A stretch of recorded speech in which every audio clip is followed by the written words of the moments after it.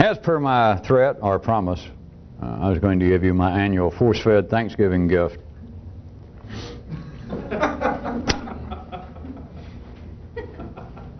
Tidbit.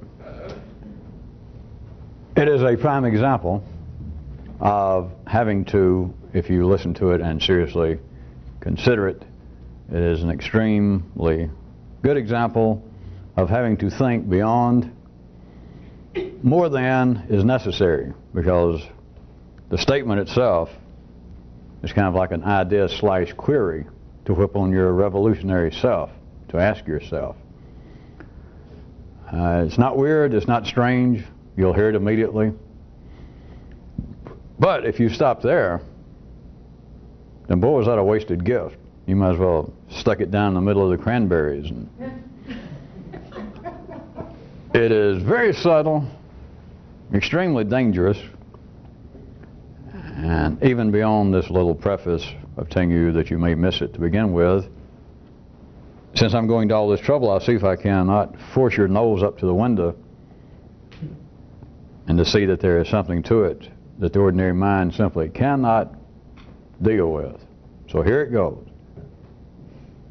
Would be to ask your old, not OLD, but your old revolutionary self the following question. Why should I put up with anything I don't like that's not absolutely necessary?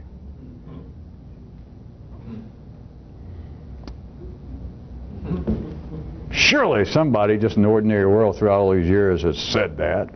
It's not that weird. And if they haven't put it exactly that way, since I did, I could answer for ordinary intelligence and say something such as, well, that sounds cute, but Jesus H. Christ, you got to put up all kinds of stuff that you don't like, and stuff that, I don't know, may not be necessary, whatever you mean by that, but that's not much of a present. That's not much of an idea. Tut-tut. When I say that it's not absolutely necessary, let's bring it down to an energetic level that has some digital meaning, which all information, regardless of you people ordinarily now that believe that information must be analyzed or converted to be digital, at the 3D level it's all digital. So, absolutely necessary in my tidbit. That which is minimally required for life support.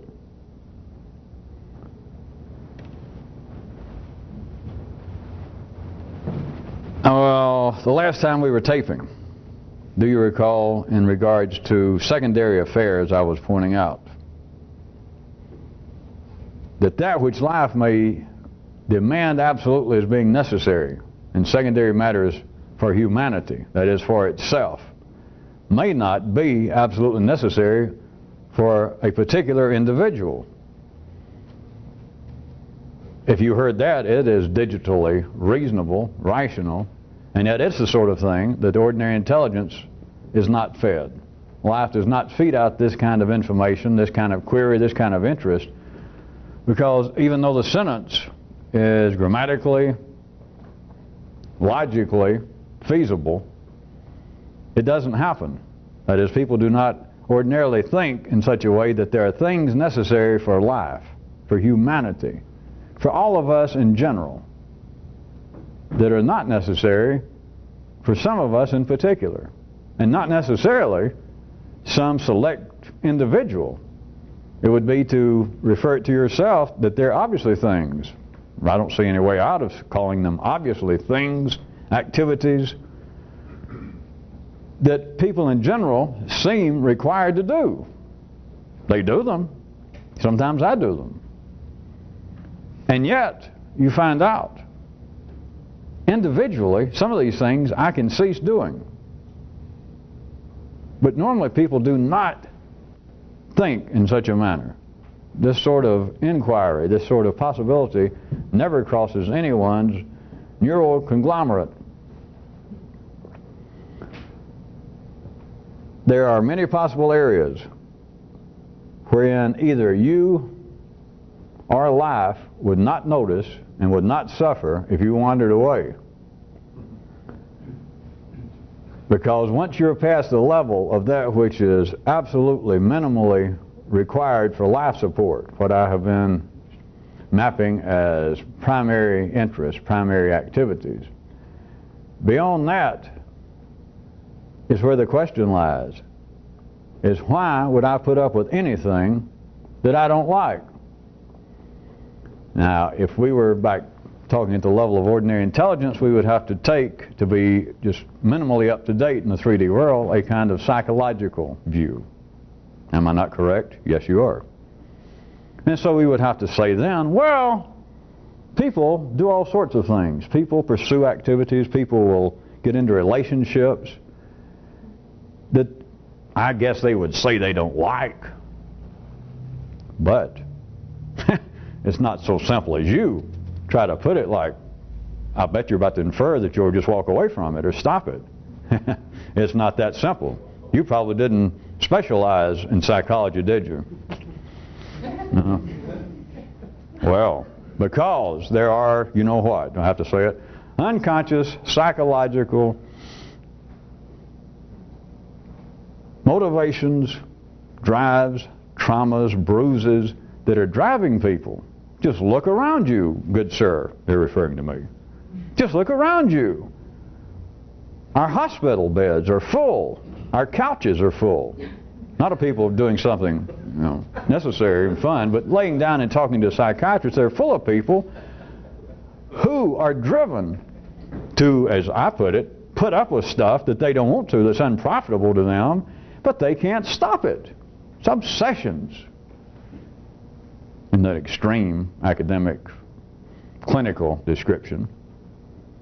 So it's not so simple as saying, why should I put up with something I don't like? That's why people spend thousands of dollars going through analysis.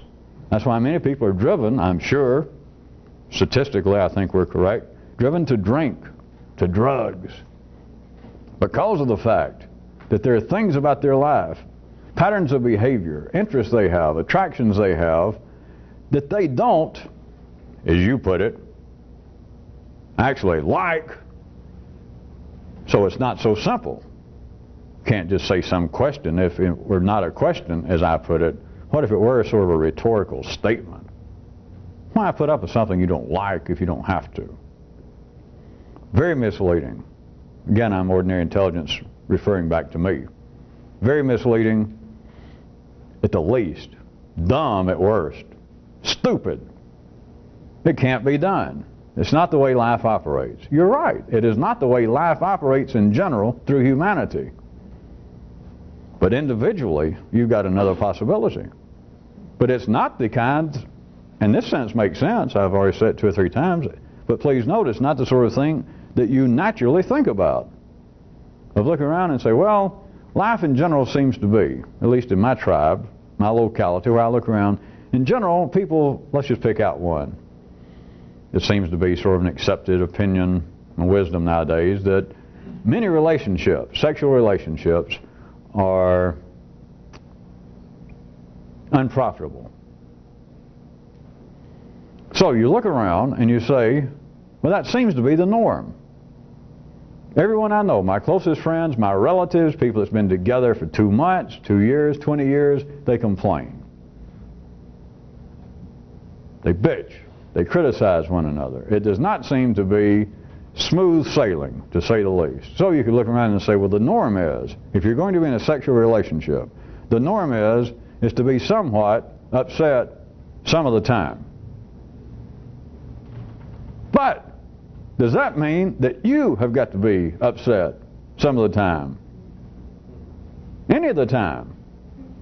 All right. Now, if you were dealing with ordinary people, you're out apparently playing out there in the ordinary flow of traffic, and if it appeared that every time you got in a relationship that it did sometimes annoy you, but then you look around, well, my parents, I get them in by themselves now and I get a couple of glasses of wine and mama, and after all these years she'll say things like, well, your father may be all right, I don't upset you, but Jesus, he's about driven me nuts after 40 years of him picking his nose and sitting around his underwear. And so you would say, well, based on that, and based on my own experience, every relationship you get into eventually is going to annoy you. It's just the way life is, right? Okay. That does not preclude you. Every time you get in a relationship that annoys you, if you had to say anything, and that wouldn't be the point, but the point is you could tell yourself, later for this, and walk.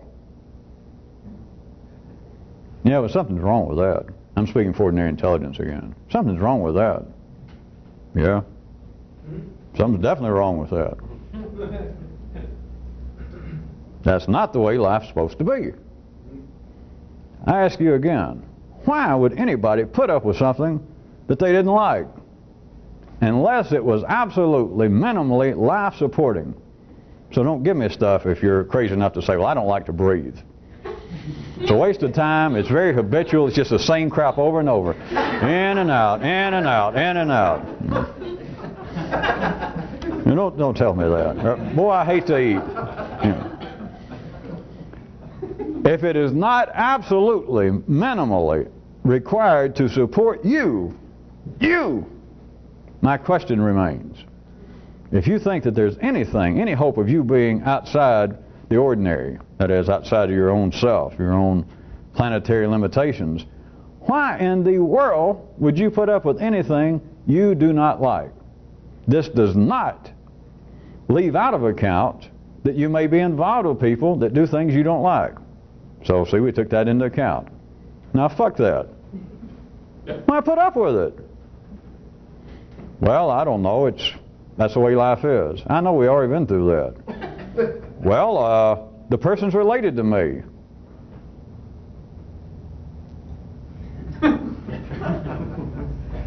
Did I say anything about exceptions? No, but I don't want to go into that. Why would you live out? Now, I can't do this to people at some early age. I may not be able to pull it off on you.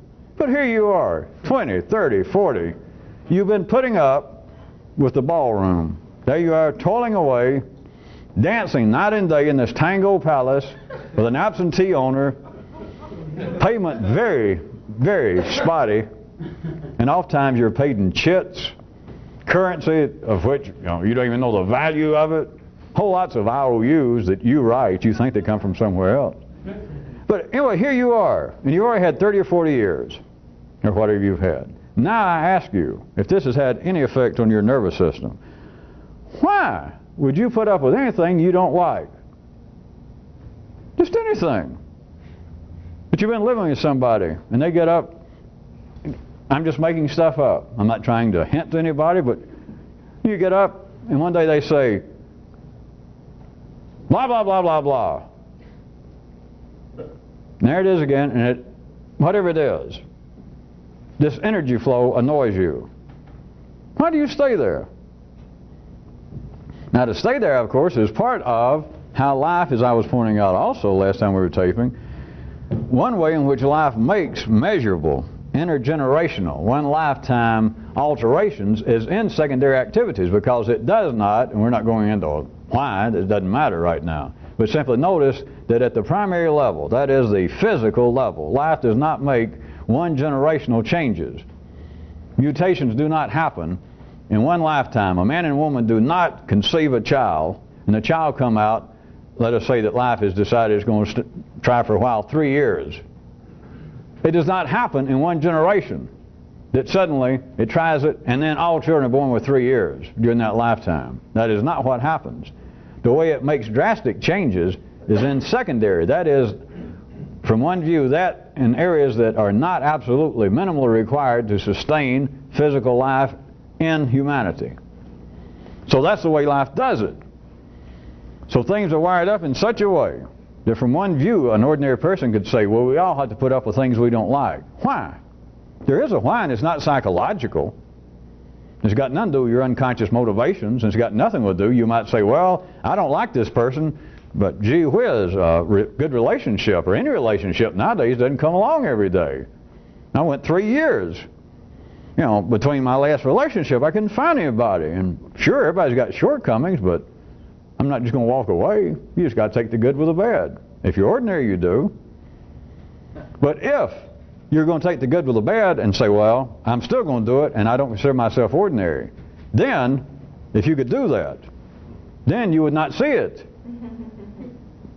in a dichotomous way. You would not see, well, you got to take the good with the bad. You wouldn't see any shortcomings. That'd simply be it. You wouldn't have anything to say. And whereas now you might be saying, your ordinary intelligence, your old intelligence might be saying, well, I like a relationship. I like having a woman or a man around the house. And I like having steady sex. And sometimes she annoys me, and then sometimes she doesn't. I can stand it. And I got nothing better, so I'm going to hang on. If you could do that and say, well, you got to take the good with the bad, if you could do that and at the same time be non-ordinary, you would not notice what you now think is the bad parts. You would have nothing to say, and so what seems to be the complaint, that is the area that you don't like, would cease to be. The relationship would just be that. There would be no cutting it up. There would be no mental surgery going on about, well, I like some of what she does. I like the, you know, she's pretty good sexually. And half the time she doesn't drive me nuts, especially when she's not home. When she's here,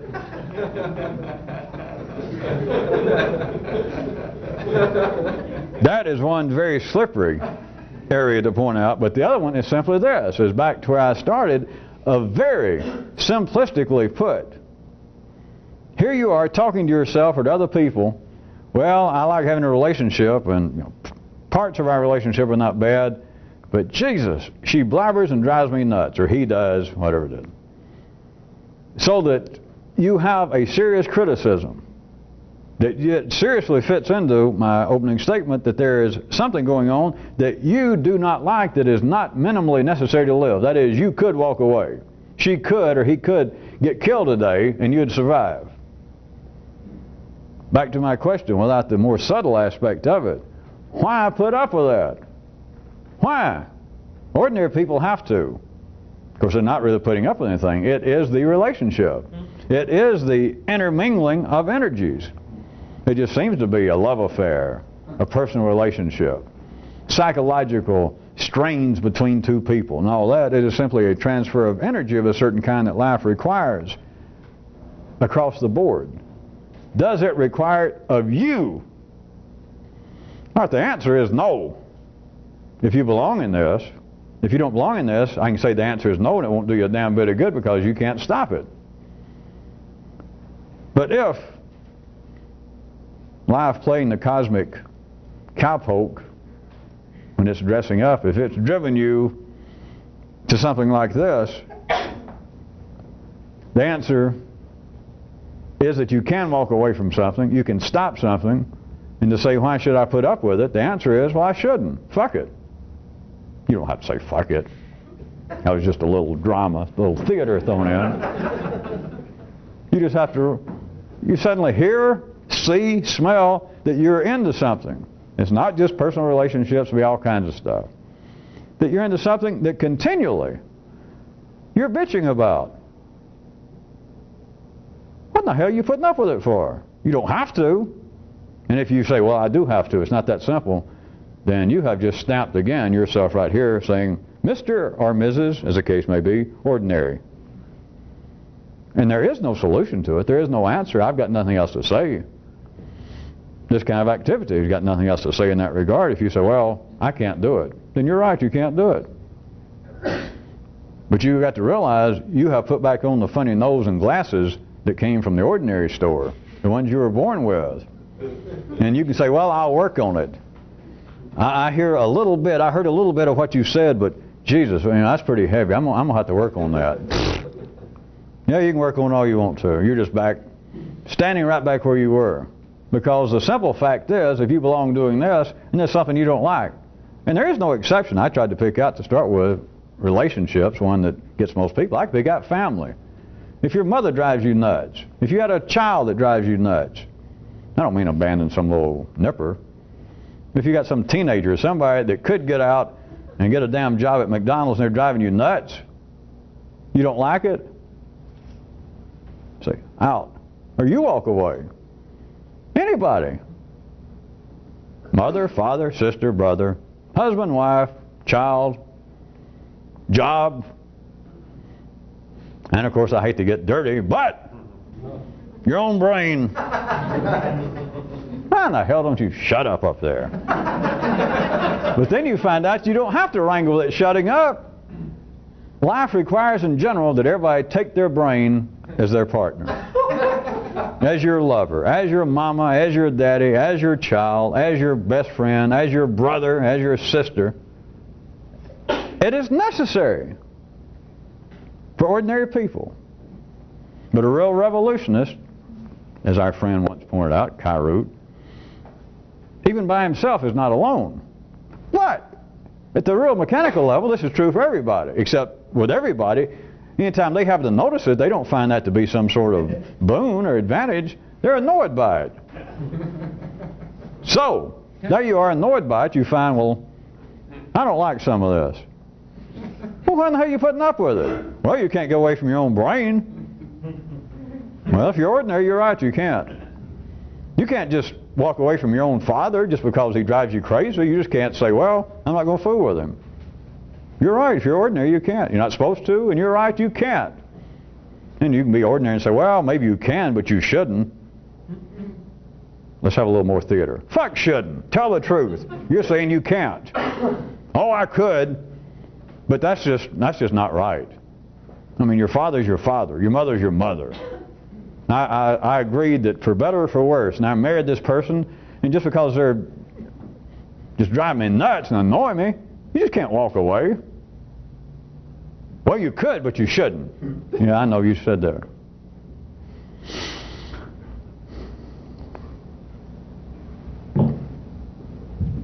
I intended to say it fairly point blank. If it missed any of you a few minutes ago, I'll say point blank. Oh, a few people on tape that may be seeing this for the first time or two shouldn't be that superficially harsh and dogmatic. I suggest to you that there is a degree of understanding in a new area of the brain such that it might be possible, I suggest to you, that a person here and there, and it might be the kind of people that get attracted to this kind of crap, stuffed thing, that might be able to look around and see things that are going on that they don't like. They notice their clock, let's see, here I am, I only have about 22 more years, and thus far, about half of these 40 years, I've been annoyed. And I can put my finger on it. Never mind subconscious stuff and all that. I can put my finger on things that annoy me. People. Individual people. My mama. This woman I'm with. This man I'm with. These kids I raised. But, you know, geez, what are you going to do? You're stuck with them. I suggest to you that there are people not born this way necessarily, but they're born driven toward this kind of inclination, and if they find out how to get the nervous system going, the brain going in another area, to say, what are you going to do? There's a new part of the brain that will go, I'm glad you asked. And it knows exactly what to do. Take a walk. Then you abandon it.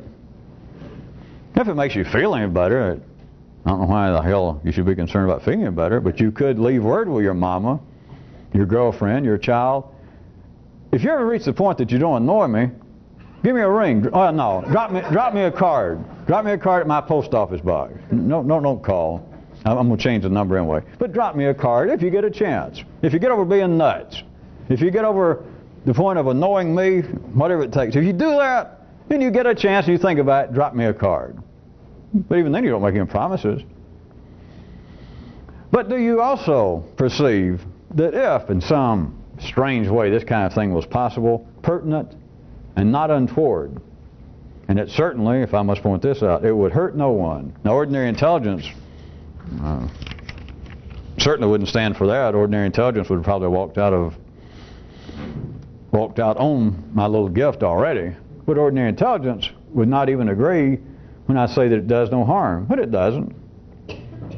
If you told your child, if you told your mother, and again, you might not even have to say anything, but I'm just trying to make it verbally and then visually, if you want to see that this could be done. It could be done sans words.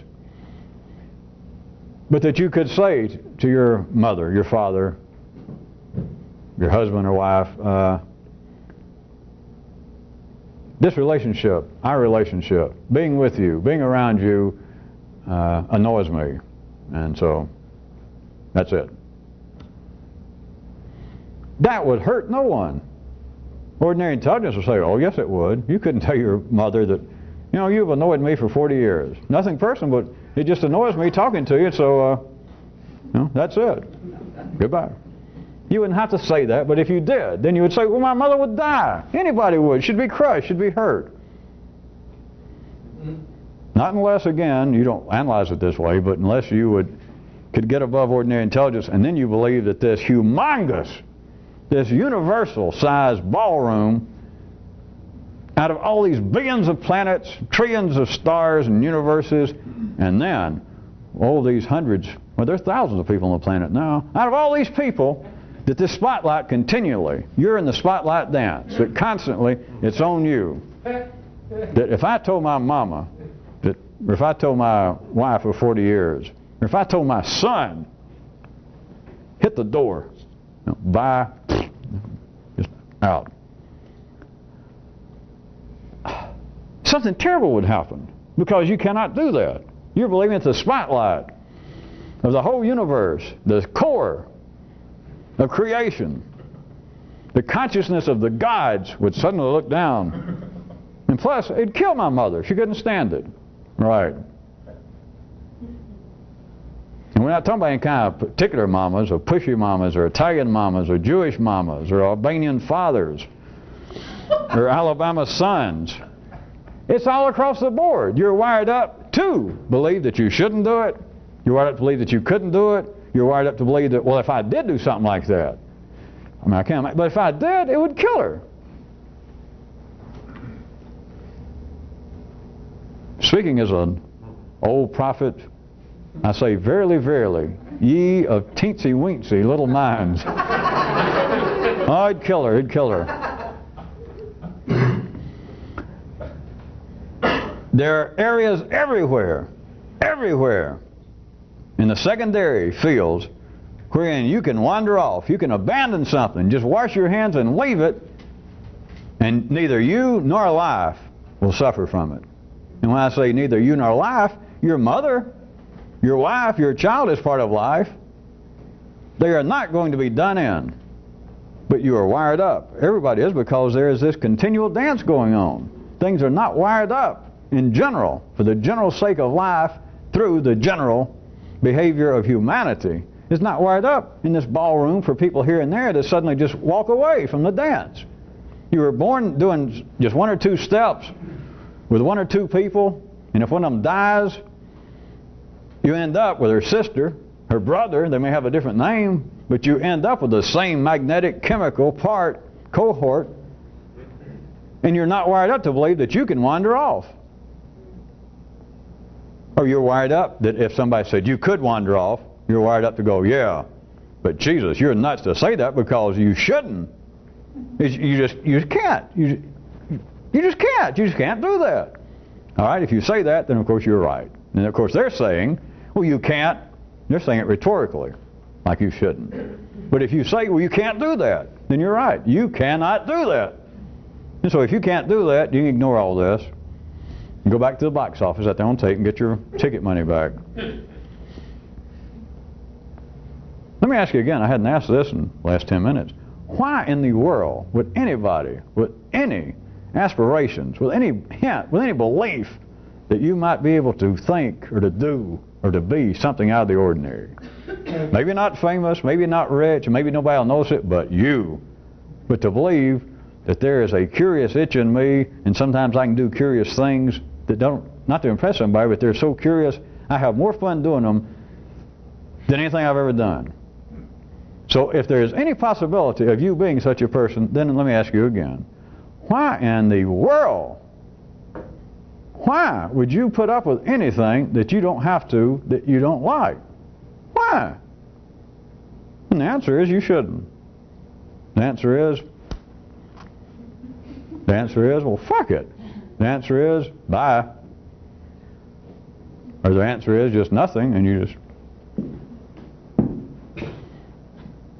oh, I know. I can speak again for ordinary intelligence. Ordinary intelligence would say, and And not just ordinary intelligence, intelligence that have diplomas on their walls and fleas in their beards or gray in their beards would say, well, wait a minute.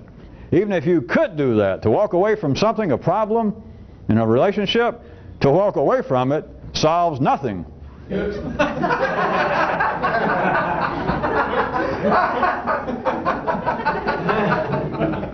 So don't any of you psychiatrists and psychologists write me. I've already done it. That's exactly. If pushed far enough, they just, you can dismiss this kind of nonsense like, well, if somebody could, I guess, just get and walk out, but my God, that solves nothing. Period. Exclamation point. In fact, they might even want to add, go try it. And not only will you see that it won't solve anything, you'll end up having to seek eventually professional help because it'll drive you nuts. Again, they're correct at the local level. That is, if an ordinary person would do this, if I could take an ordinary person and some way hypnotize them or trick them, they're bitching about the way their family treats them, their father or their wife. And I said, look, just don't say anything, just leave. Just forget about it. And I could hypnotize them out there. And they did it. And then after they did it, my hypnosis and this trick wore off. Then psychiatry would be correct. This person, in some way, would end up needing help or run back to the person and kiss their feet and beg forgiveness and say that they were in some sort of brainstorm. In other words, it's not going to happen. And the psychiatrist, that is ordinary intelligence, would be correct to say, hey, walking away from something won't solve anything, because if an ordinary person did walk away from it, their brain wouldn't walk away from it. Their body could walk away, but I got to leave. You're driving me nuts. I'm going to leave. Oh, I'll think about you. I guess it'll drive me mad, and if nothing else, I'll write a country and western song about it. Well, that's cheaper than going to a psychiatrist. But I'm leaving. I'm leaving. I just can't stand it. Maybe I'll come back. I'll stay in touch. Try not to screw with my best friends until I get back, until I decide what to do. But and so, on that basis, they're correct. But back to, if you're not ordinary, if you're not a potential Roger Miller or Willie Nelson and going to write a country song about it, they're wrong. When you get above, when you get outside the general requirements for humanity, and one of the requirements, one of the rules of general humanity is, well, you can't just walk away from a problem. That won't solve anything. That's one of the general rules. Individually, there's another rule, which makes their rule just, it's just kind of funny to say walking away, leaving a problem is no solution. In general, that's true. In particular, it's ludicrous. Leaving a problem, what could be a better solution? I mean, you got to be an idiot to think there's a better solution. I mean, that's like saying, well, I'm holding a burning piece of charcoal in my hand. That's the problem. And I say, well, the problem, lay it down and leave it. Well, all right, but that won't, that's no solution. How can there be a better solution? Well, I don't like what's going on. Well, leave it. Now, we're talking about really leave it, of course. Why would anybody, to go back to that fairly straightforward material example, why would anybody that had a piece of burning charcoal in their hand and said, this is my problem, and I said, well, the solution is to leave it, just abandon it. And they set it down, and maybe at first went, wow, and then they walk off, but all they do is keep thinking about how their hand hurt, and it's almost now like a phantom burn. That they keep thinking about it. They won't go back and they won't pick it back up, or they wonder, I wonder if that burning charcoal is now going with some other guy. I wonder who that burning charcoal is sleeping with now. In other words, you don't really abandon it. Then, of course, ordinary intelligence is still correct that my solution, what I said, doesn't work. But now outside the general level, back to the individual level, to say that walking away from a problem, to say, well, just leaving a problem is no solution. How could there possibly... There's nothing else to say. Don't make me go through too many dramatics and raise my voice and go, what else? If leaving a problem is not the solution, would anyone care to tell me what is a solution? And of course, in the ordinary world, don't write me or somebody come tell me, because you don't know what the damn solution is. In the ordinary world, there is no solution, see? That's why it's the ordinary world. That's why it grows. That's why it is active. That's why it's exciting. Forget New York. Life is the life that never sleeps. Humanity is the life that never sleeps. And you're supposed to be annoyed. Buddha and some of those other cats used to say things like, life is to suffer. That's pretty good, I guess, if you're trying to start a church or a cult. It's just that you're supposed to be annoyed. The people you love, the stuff you like, the hobby you like, the food you like, the music you like, at least half the time annoys you. Or at least half the music or half the food or half the people you know annoy you. Now, everybody's got to understand that. If it did not, your brain would be petrified. You stay annoyed. It's part of the stimulation. You may call it something else. But half the time, you're annoyed by things. Or if you want to look at it another way, half the things annoy you half the time. Or even the things you like, half the time, annoy you. You got all that? You must know that. Clothes you like, the stuff you have, the books, the TV shows, any secondary matters that you may say, I love this. This is my hobby. I just adore it. Half the time it annoys you. All right, half the time it bores you, which is a form of annoyance that you turn to your hobby, you turn to the activity. Drinkers, as much fun as drinking can be to some people, so I've heard. You know, half the time people drink or take drugs that may say, God, there's nothing like a good drink. Or boy, if it wasn't for drugs, I mean drugs, forget the rest of the world thinking there's something wrong. But then half the time, they don't do it. Or half the time they're boring. Or you think, boy, TV, they badmouth TV, but there's nothing like coming home after a hard day's work and be able to sit down and be entertained, and you flip it on, and half the time it's boring, at least.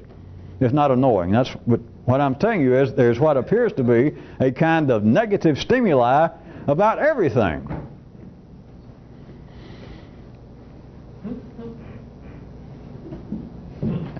Then to say that to leave the annoying stimuli, to abandon it in some way, to walk away from that which annoys you, to say that's no solution.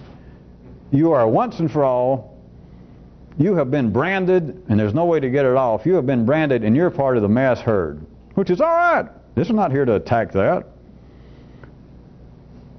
But you're living in a dream to think that you're up to something other than just living out an ordinary life and bitching and complaining. And you're also wired up, just as ordinary as you could be, to hear this, even for a split second tonight, or to get a couple of chuckles, and then to leave, and your old intelligence takes back over and says, yeah, some of that's almost, I don't know, kind of made me laugh once or twice, and I got a little thrill. But boy, you can't just walk away from something, like a person, a family member. You just can't take something that for some reason you don't like and just abandon it. That doesn't solve anything. You're done for. Tell me what, to say it doesn't solve anything, what's a better solution? This is not a question. Why in the world, if there's anything extraordinary about you at all, why would anybody put up with stuff that they don't like? If you're ordinary, you got to. If you're ordinary, you're supposed to. If you're ordinary, it really has no meaning to say stuff you don't like. Because you got to understand, half of life you don't like. Or the things you like in life, half the time you don't like. That's being alive. That's being ordinary. If I could force some ordinary person to abandon all the stuff they didn't like, then let's say that they were truly average. Splendid example of the average necessary human in life's body. If I could make them walk away and abandon that which they didn't like, then at least half their life would be like somebody had taken half the pieces of them, of their puzzle, and it was just a hole in their life. That half the time they would be ceasing to exist. Yeah. In other words, they would not benefit in any three-dimensionally discernible or experiential way. You would take it away half their life. Now, it was the half that they said, well, this stuff annoys me, and they started enumerating it. Now, I made a list, and I said, okay, for you, I'm going to take them away. You don't have to abandon them, I'm going to take them away from you. They're going to abandon you, all the stuff that you told me you don't like, that annoys you. And I did it.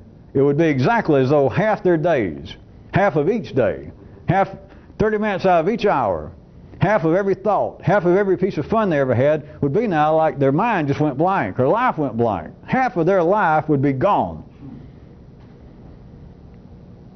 So they're correct to say walking away from a problem is no solution.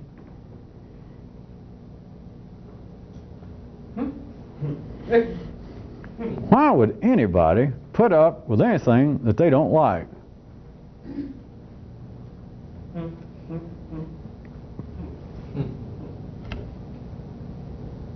Now you got to admit, that's a present. Not only did I ask you the question, I gave you every possible answer. I pointed out why it won't work, why it shouldn't work. I did it all. This Thanksgiving present, I not only served your food, I chewed it up and ate it for you.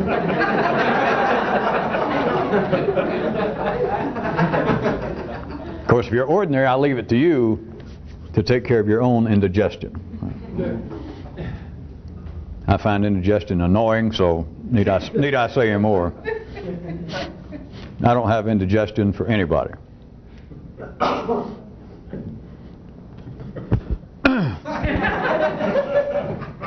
Well, almost anybody.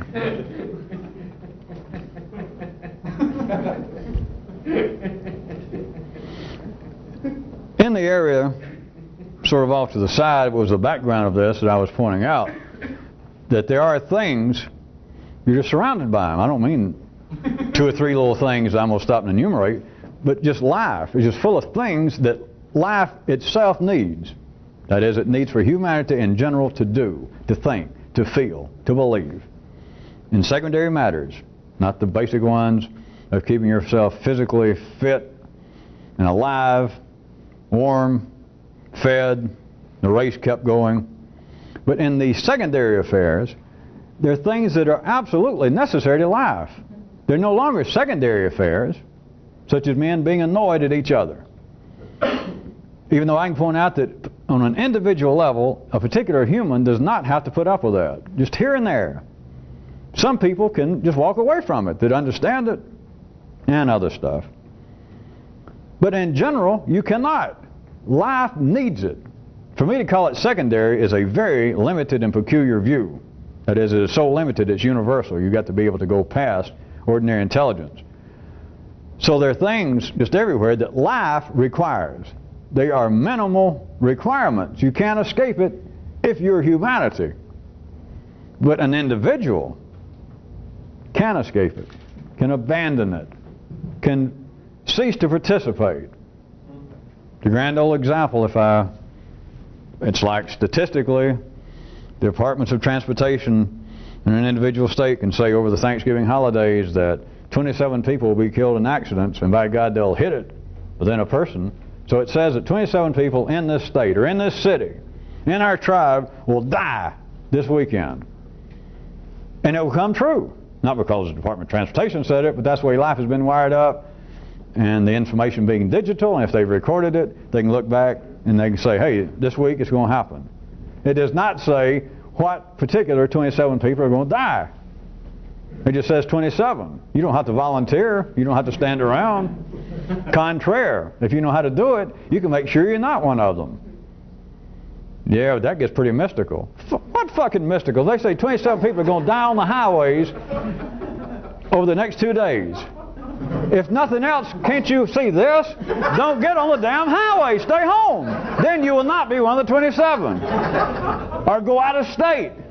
Before the holidays start, go to an adjoining state and drive over there. Maybe you'll be one of the ones that get killed over there, but at least you won't be one of the 27 here. So, again, you're allowed to, you can't say, well, wait a minute. Simply walking away or abandoning a problem won't solve it. If they say 27 are going to die on this state's highways, and I'm telling you they're correct, they'll be within a person, and you say, well, it could be any of us. It won't be you if you don't go out on the highway. Maybe you'll fall in the bathtub and kill yourself, but you will not be one of that 27. Back to where I was going to more specifically point. In another area that people cannot analyze beyond the first story. The fact that there are things that life needs in general, absolutely, when I say need, just necessary. You can't get away that humanity in general must do. The herd does this. And I don't mean herd in a pejorative sense. Humanity en masse, humanity as a whole, does this particular thing. But individually, inside a herd, you can see, if they said, all this herd of cattle, all of them must run on all 4 feet. You might look down. It could be billions, but if you knew how to get down and look, you might find that out there in the middle, there might be some cow that he learned how to get in there and get wedged down. He might lift up his feet and just be carried along. So when nobody's looking, he might run on through you and just hold up. Where I was getting is an area, the little time we got is an area that some of you should find interesting. It may appear to be a little less specifically usable, but it has to do with certain intellectual matters that people have been wrestling with right up until today. The fact that there are things required of humanity in general that are not necessary for any particular individual is another way to look at a reason. I have to call it that in the 3D language world. Is the reason that there are no mortal verbal, but no mortal cure-alls. And yet the human intellect is wired up to think, sometimes called believe, but to think that there are. But it comes to very unsatisfactory and curious results. Such ideas all over the world, regardless of the religious background of the culture and etc. But there are these ideas that the gods, the deities, want us all to be nice to each other. Now, every tribe, everywhere, throughout history, anytime a group of people a tribe, become banded together and they get civilized, that is, they begin to talk,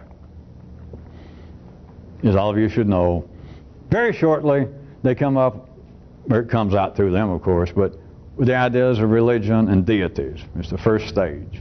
And some groups of people never get past that.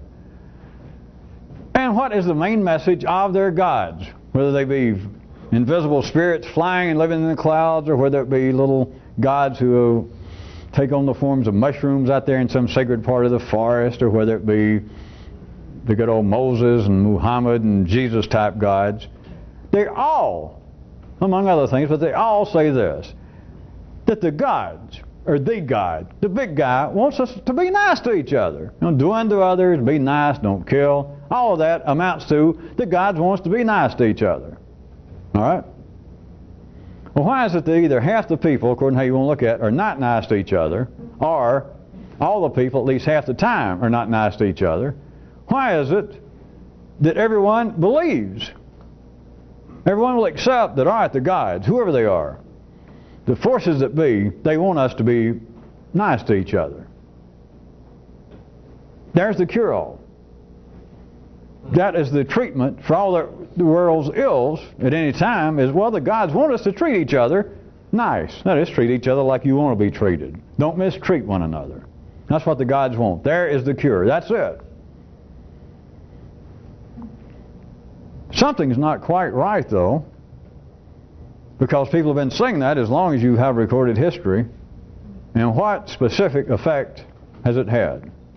Well, of course, other than none. What effect? Does anybody know? Do we have any opinion here? A guess, perhaps. The point is, it is unsatisfying. Because, obviously, sometimes people can see that I can say, obviously. If the gods want that, there's several ways you got to look at it, or you could look at it. If that's what the gods want, they've either arranged things in such a way that humans cannot do it, or they've made humans in such a way that they're incapable of doing it. And yet we are already wired up that when you hear that, you just accept it. You don't have to be of that particular religious creed, but when you hear some religion that says their God, the first thing he says, their God's main statement is, don't mistreat each other. Be nice to your fellow man, whoever it is. Everybody goes, yeah. It's not cultural, it's not psychological, and it's not religious. It is part of the energy wiring system that people go, yeah. That is the cure-all. But how come it doesn't cure all?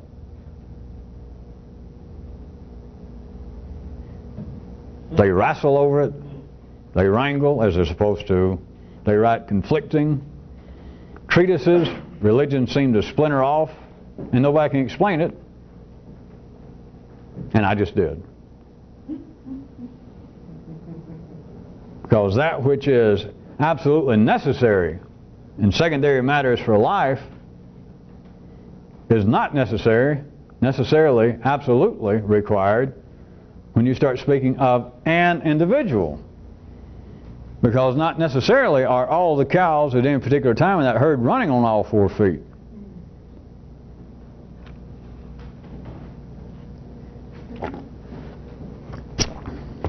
Not as obvious as I hoped you would find it. See, I blamed it on you, not me.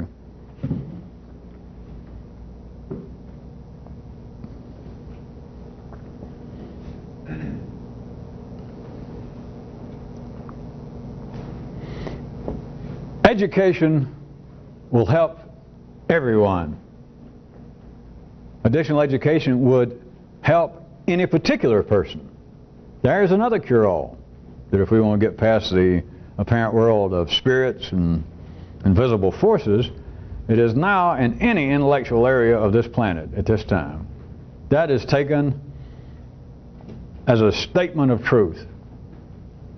It is accepted that additional education would in fact make a strong dent, if not be the cure-all, of this widespread drug problem.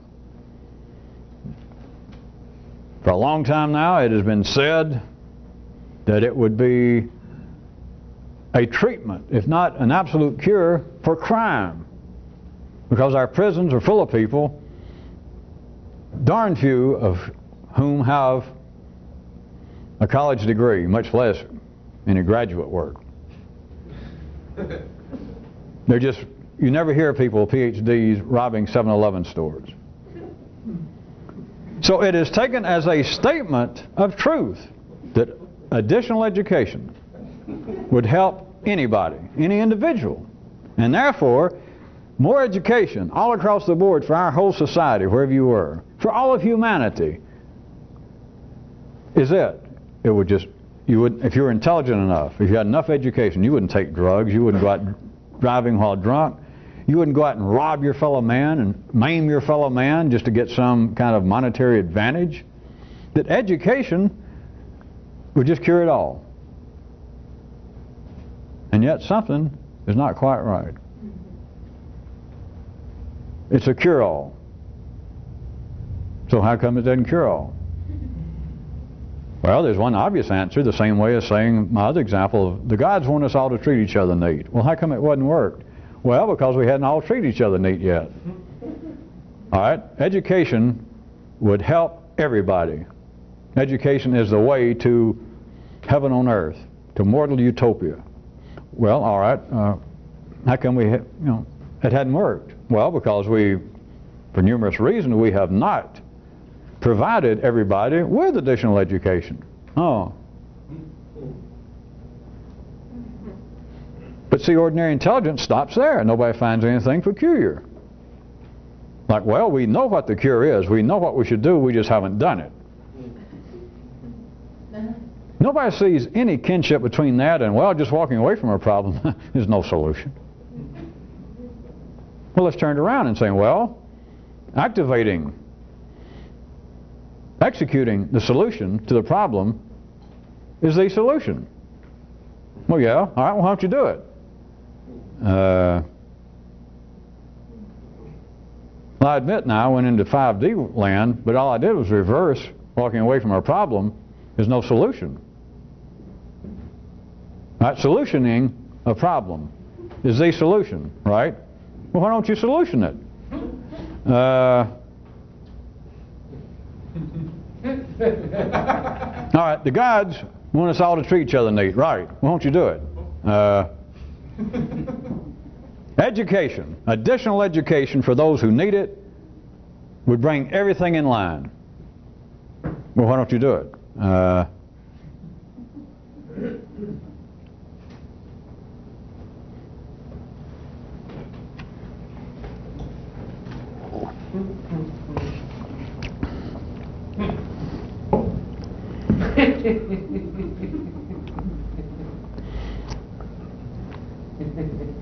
Folks out there in TV land, having less than 5 minutes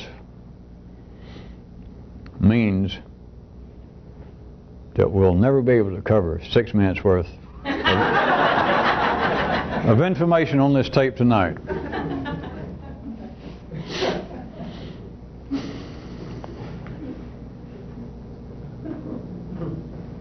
3 or 4 minutes, let's consider a throwaway.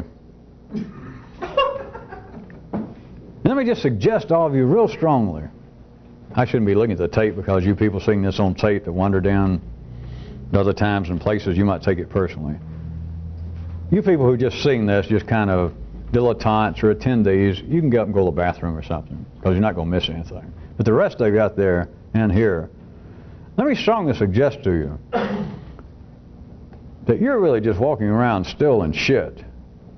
You're just as common, you're helpless, and you're hurting yourself when you don't have to, assuming you still belong involved with this, to put up with stuff you don't like. And I try, in my own little way, sort of, to respond to some of your questions that people write from other cities and to hear and to say, well, so-and-so still annoys me, he does so-and-so or she does such and such, or I have such a hard time when I go home over the holidays and see my family. I'm having such trouble at work because there's several people there. And you ask it in a way like, well, I think I'm a little bit better than just being a kind of automatic naysayer to other people's problems. It's not that I just resist all kinds of input and criticism. I don't just dislike the people at work just on the surface. But what you're saying is I am still involved with things that annoy me, and I'm looking for kinds of psychological way in which to turn a slot head into a Phillips head because that's all I seem to got. You can't ever unscrew it. You can't ever straighten it out. There's nothing broken. There's nothing crooked. I'm strongly suggesting to you that you have missed part of the point, part of the real living point of this. If you continue to put up with stuff that annoys you, that you do not absolutely have to. And I'm going to tell you what it is. The only thing is you absolutely have to is that things which right now directly are putting food in your mouth and keeping you out of the snowstorms. And if you still got enough hormones going, get you sex when you need it. But other than that, the rest of it, anything that you say, well, it annoys me, but my God, it is a very viscid, it is a very complicated situation that I just can't walk away from. I suggest to you that you missed the point. May I suggest to you that even some of the heroes that probably some of you imagined you had, that you had heard about historically, that you thought had some kind of additional information or intelligence or consciousness,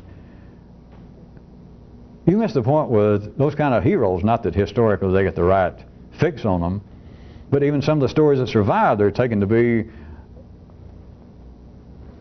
very obscure, allegorical stories about them. May I suggest to you that they weren't allegorical worth batshit.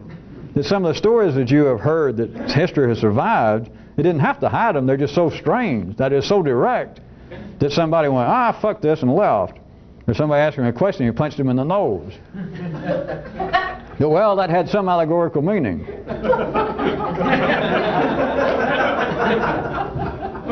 Is that not the way to hide it? The first story is, well, if there's somebody had some kind of additional intelligence, some great spiritual hero, if he actually went in there and he tore that building down and kicked all those priests or whoever it was, and he kicked their ass, or he turned around to his mom and said, shut up. Then let's see. I'll study that the rest of my life because that has some deep allegorical meaning. What if it doesn't? What if that's the first story? If you understood anything at all, you understand that time's running out, not only on the tape, but in ordinary life. Why should you put up with anything that you don't like? The only reason you would is to continue being ordinary. Well, that and to make life happy in general. But I'm telling you, you can do things that would make life unhappy if it noticed you in particular, but you got to be back to assuming, hey, if I were to walk out on my mama or somebody I don't like, life would immediately go, hey boy, what are you doing? You can't do that. If you're that important, I am humbled to be in your presence, even by tape.